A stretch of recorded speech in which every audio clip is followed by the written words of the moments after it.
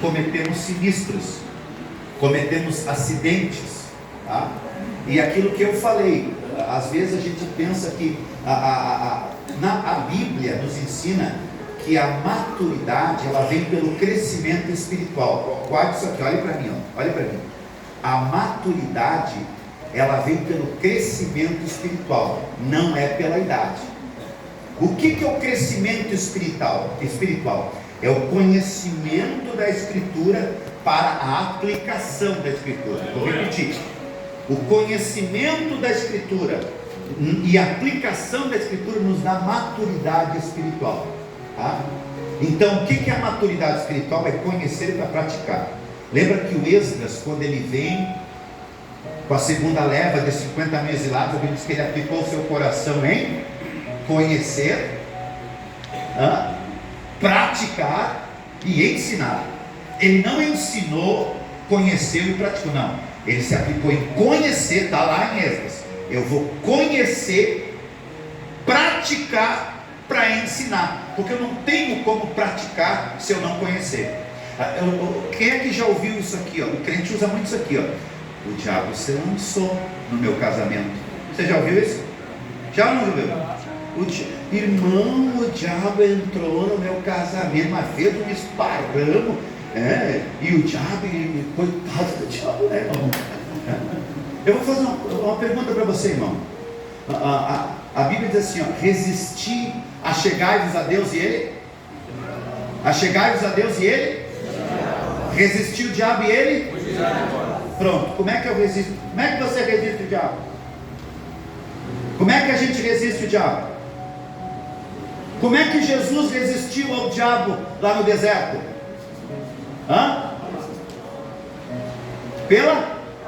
E se eu disser que a Bíblia diz que o diabo conhecia mais Bíblia que Jesus, porque ele recitou a palavra para Jesus? Ele disse, lança-te daí, está escrito. Se tivesse canon bíblico naqueles dias, ele dizia assim, Salmo 91, versículo 11, a parte A, está escrito. Então, qual era a diferença entre Jesus e o diabo, se ambos conheciam a palavra? É que o diabo conhecia, estremecia, mas não praticava. E Jesus, sabe por que o ministério de Jesus é eficaz? O meu é eficiente. Só o de Jesus foi eficaz, porque enquanto ele ensinava, no meio da multidão que lhe ouvia, alguém se cutucava e dizia, pastor Rodrigo, isso que ele está ensinando, eu vi ele fazer, ele fala isso aí. Então o segredo, irmãos, é a gente sair daqui hoje e praticar o que está escrito. O pastor Eloy fez menção aqui da igreja de Éfeso.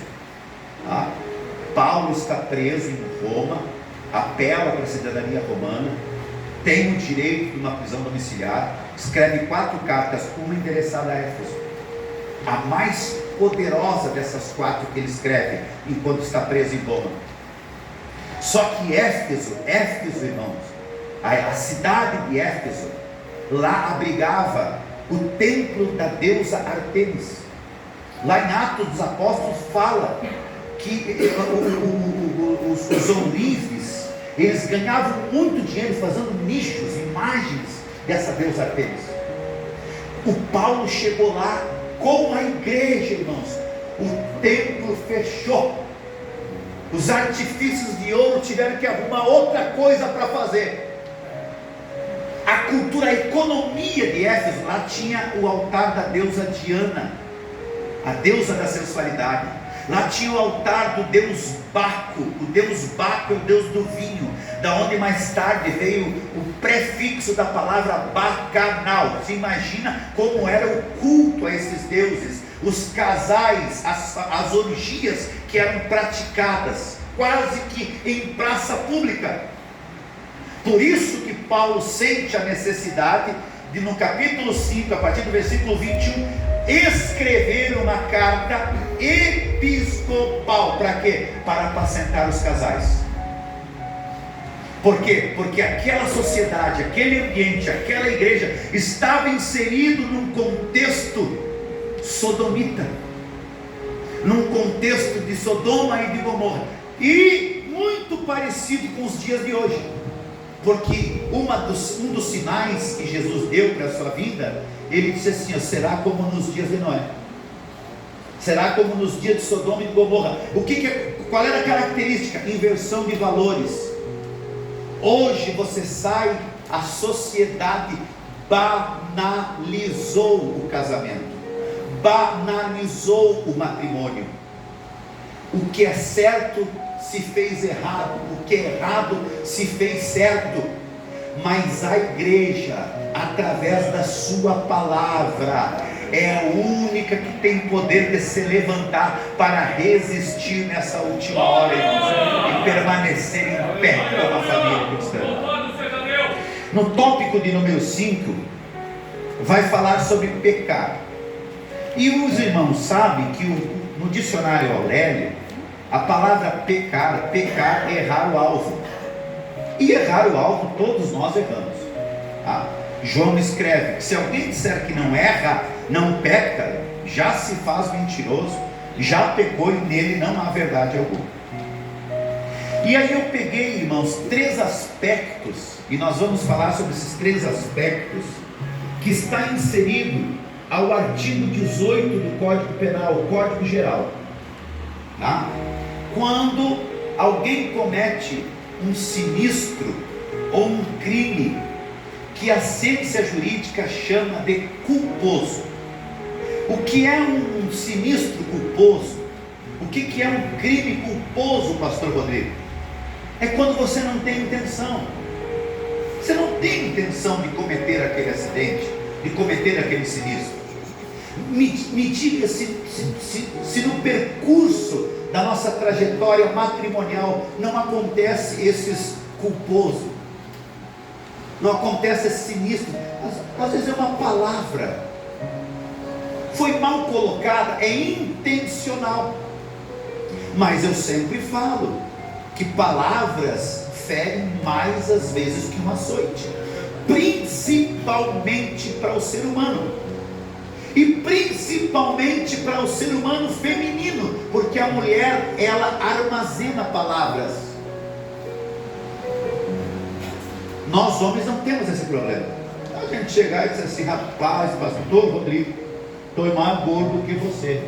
A gente vai dar risada, se abraçar, entender que gordura é símbolo de prosperidade, está tudo bem.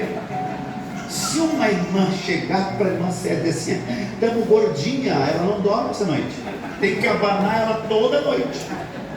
Ela vai fazer uma oração para a irmã que disse para ela que ela está gordinha, de Lucas 9:54, quando João disse para Jesus: vamos fazer que nem Elias, que queima ele lá.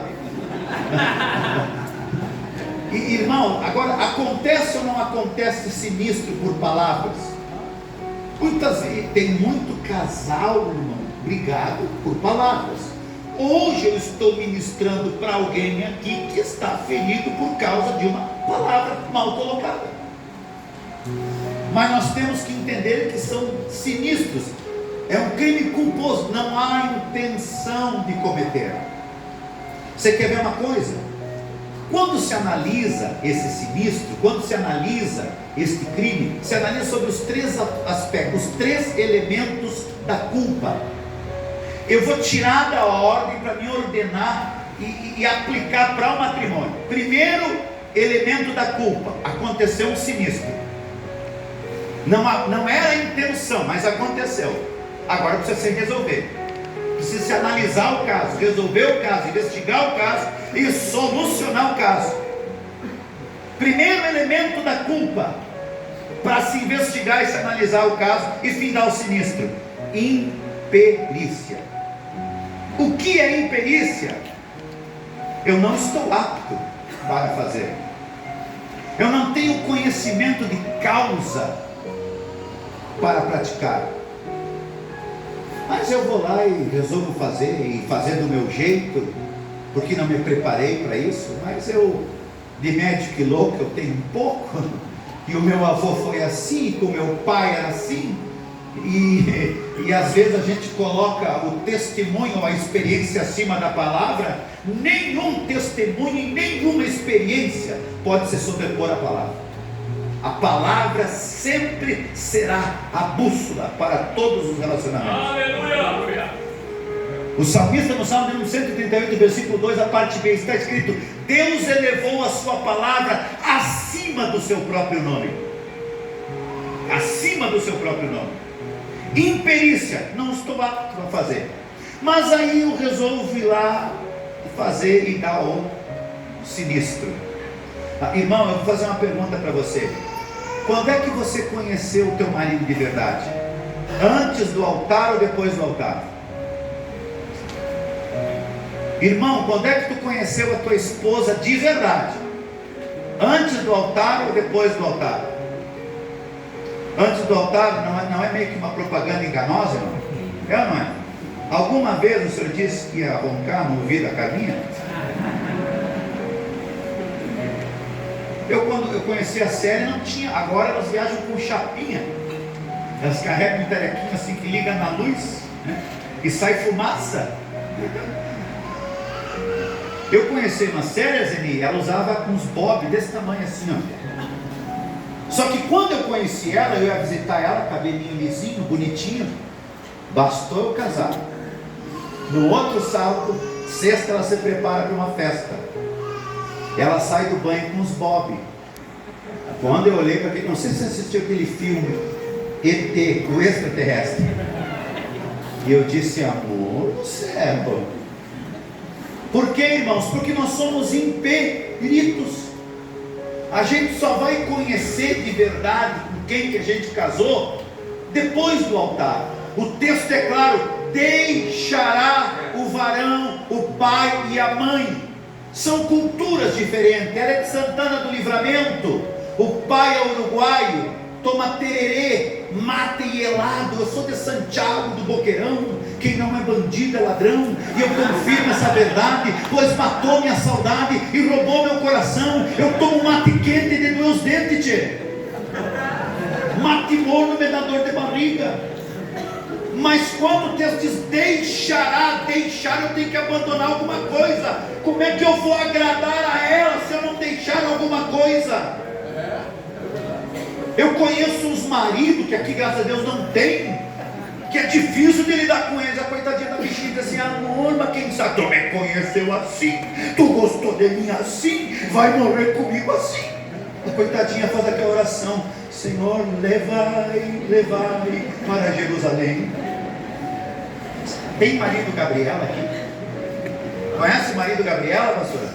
Eu nasci assim, eu cresci. O Nabal era assim. A Bíblia diz que o Nabal, está lá em 1 Samuel 25, a Bíblia diz que o Nabal, a mulher conversando com o empregado, diz assim: ele é um filho de Belial a quem não se possa falar. É aquele marido que quando ela chegava para o marido assim: amor, vamos sentar, vamos conversar, não está bem. Mas eu não sei por que não está bem para ti, para mim está tudo bem. Não, irmãos, o texto que o pastor Lloyd começou a ler, diz assim, ó: quem ama a sua esposa, ama-se a si mesmo, porque ninguém pode maltratar o seu próprio corpo, antes a alimenta e a cuida. Então